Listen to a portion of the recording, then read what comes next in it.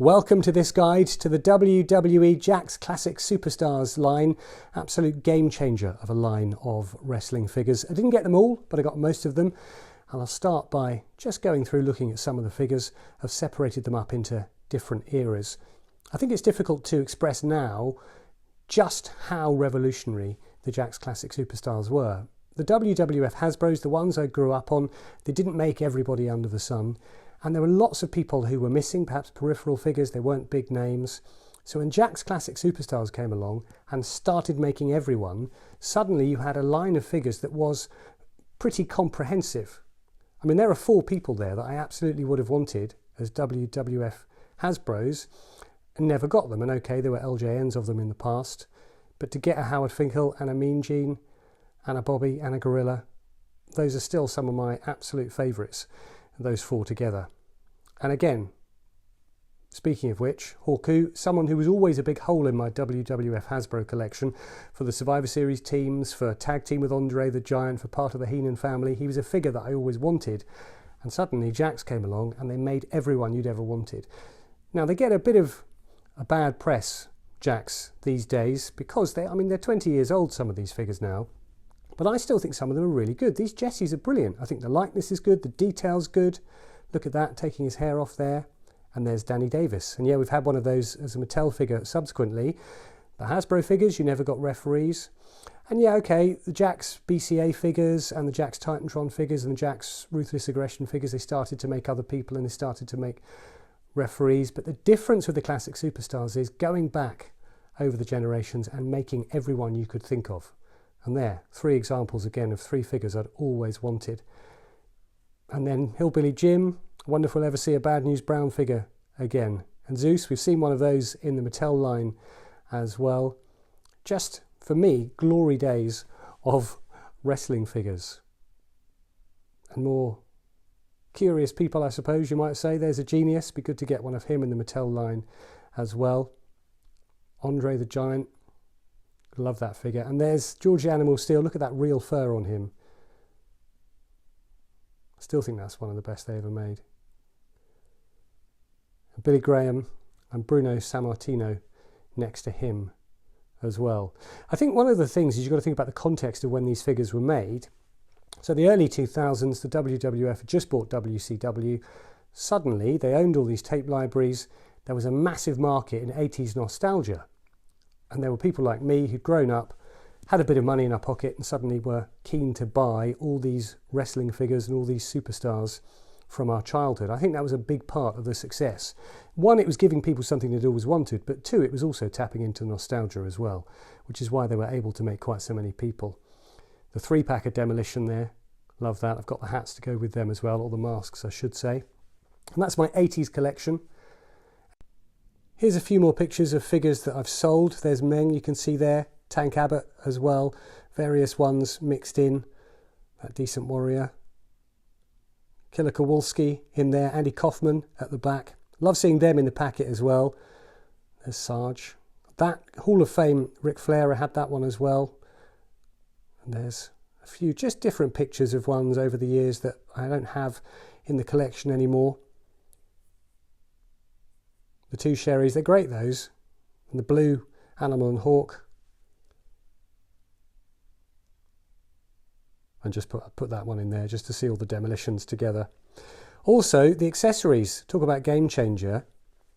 The accessories, the stuff that, okay, you got some of it with the Hasbros. You got some of it with the other Jakks figures. That Vader mask, again, is stuff that, we take for granted now, the absolute detail of the Mattel figures. But I do think Jakks played a big part in, paving the way, really. Now, this is sort of a 90s collection, you might say.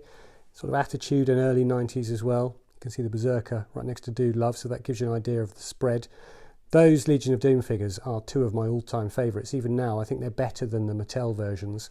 They're the best LOD figures I've ever seen. Those are the ultimate, I'm not going to say ultimate edition, but that's Mattel. Those are the deluxe Jakks figures, you could see at the front there, of Kane and The Undertaker.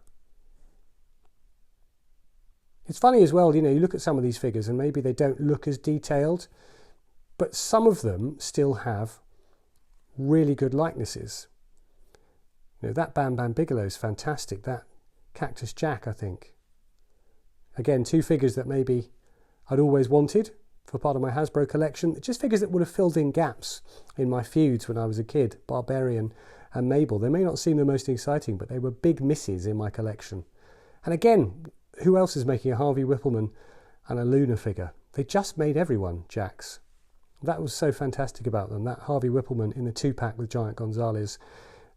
Giant Gonzalez released as a single as well. The one issue that people bring up about Jakks, which is totally fair, is the scale. You can see the deluxe Jakks British Bulldog in the middle. Paul Bearer is bigger than Diesel.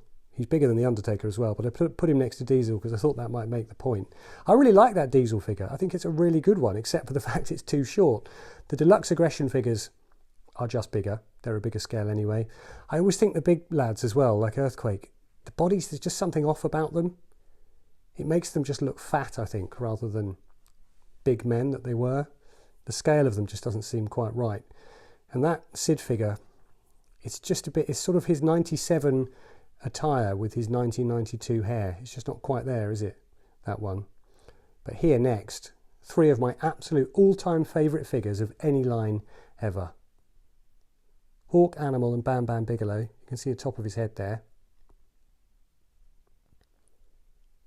I think the mould for Bam Bam looks fine there. I think that's really good. I think that suits him. And there they are. Those are the deluxe aggression. Well, first there's Sabu with scars on his stomach. Cloth trousers as well. And then you've got Kane and the Undertaker. And those are two of the best figures they made. The mask comes off. The hair comes off for Kane as well, actually. And these, you know, again, you put them next to the Mattels, and maybe the Mattels are better now, but they're still really good likenesses. Really good detail. I really like that Cactus Jack. I think sometimes people think of Jakks being hit and miss, because there are some faces you look at now and think they don't really seem like a great likeness, but I think there were so many more hits than there were misses. Some really, really great figures on here. There's my Bretts. Now, a lot is made of the Mattel faces. Mattel never quite seemed to get Brett's face right. Jakks did a decent job. That one on the end's quite something, isn't it? It looks like a ghost.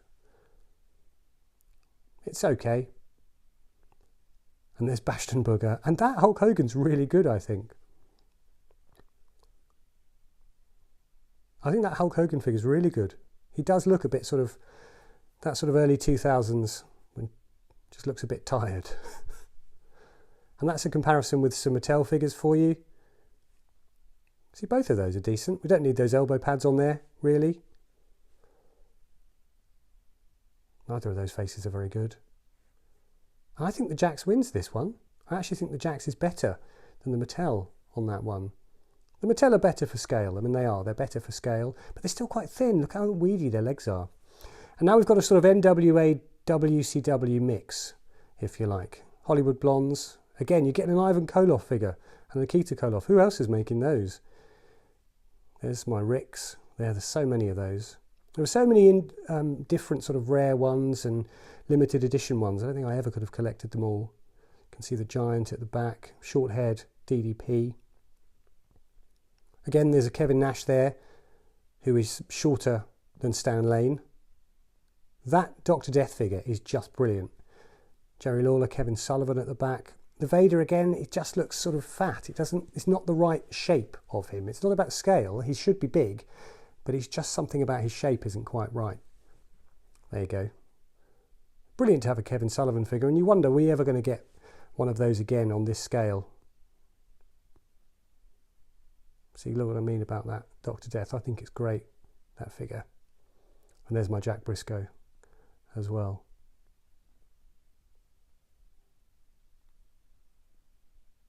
Good lineup, that. Midnight Express. I think that Bobby Eaton's pretty good. The original Sheik and Abdullah. The body sort of works for Abby. Although again, he's probably a bit too big, but it works. I like those. There's the Dr. Death again, because I really like that figure. But I also think that Rick's really good. That 90s Rick, there's just the detail that went into that mould. Into the head, into the hair. think the face is a really good likeness as well. I mean, the one thing is you just get repetitive body parts, I suppose.